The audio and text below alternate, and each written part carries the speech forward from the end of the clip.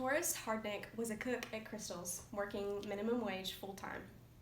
He was trying to provide for his family, and so he ended up having to take a second job at a lumber company. He didn't get to see his family because he was working 2 jobs, both maximum hours he could, and wasn't able to get very much sleep at night either. This is a true story of a man in Nashville, Tennessee that was recorded by Jamie McKee for the Tennessean in 2019. This is a much more common story than you think. This is a man with children trying to provide for his family but having to work minimum wage. And minimum wage in Tennessee is a lot lower than it really needs to be. The federal minimum is $7.25 an hour, and that is what Tennessee currently is at.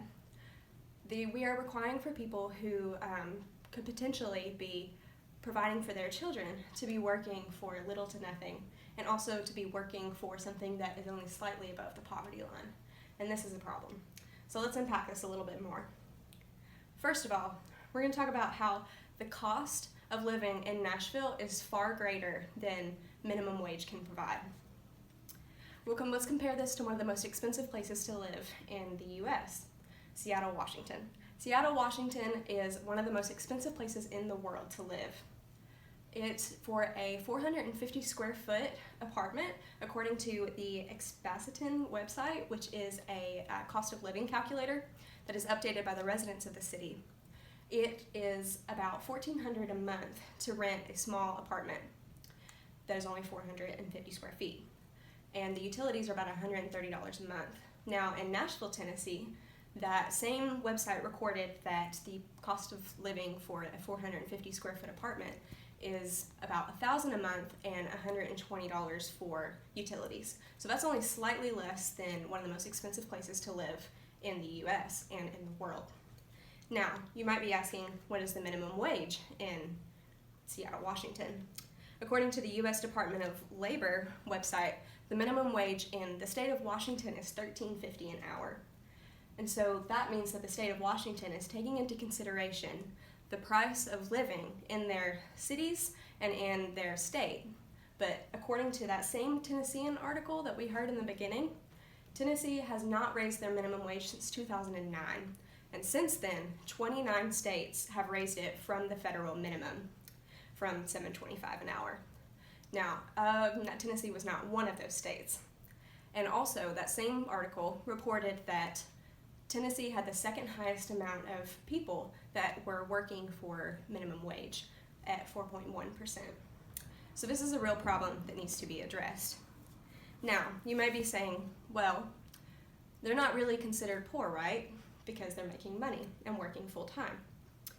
According to the U.S. Census Bureau, the poverty line for one individual is $13,300 a year in yearly wages. So if you calculate what you're going to make off of minimum wage for yearly, that is about $15,000 a year, so that's only $1,700 over the poverty line. And that's only for if you're by yourself.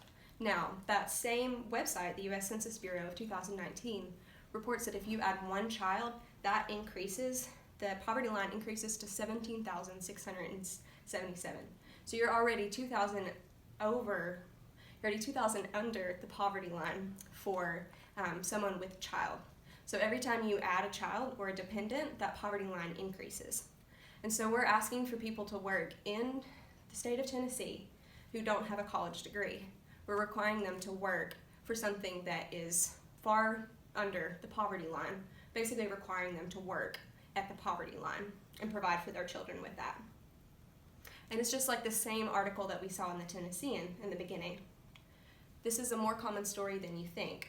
Most people who are working these minimum wage jobs, we think of them as usually teenagers, but a lot of them are adults who have families and have people that they're trying to provide for. And so, in summary, we've seen that the cost of living in Nashville, Tennessee, and in the state of Tennessee is rising towards some of the most expensive places to live in the world. Yet minimum wage has not been raised in over 10 years. And we've also seen that in the state of Tennessee, we're requiring people to work only slightly above the poverty line if they're single and don't have any children. So I believe this is a problem. What's our solution, you may be asking? I believe the solution lies both in the government and in us. I believe that the government of Tennessee needs to consider raising the minimum wage in the state of Tennessee. Now, to what amount, that is something that I'm not educated to determine. But I don't believe that it should be extreme, but I don't believe that it should only be 10 cents like it was raised 10 years ago.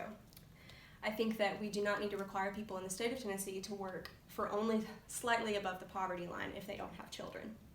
And now the responsibility is also on us. The responsibility is on us in our voting and also in our voice. The more noise that is brought up about an issue, the more that issue is recognized. And so I give that to you as something to consider the next time you vote and the next time you use your voice on an issue like minimum wage. Thank you.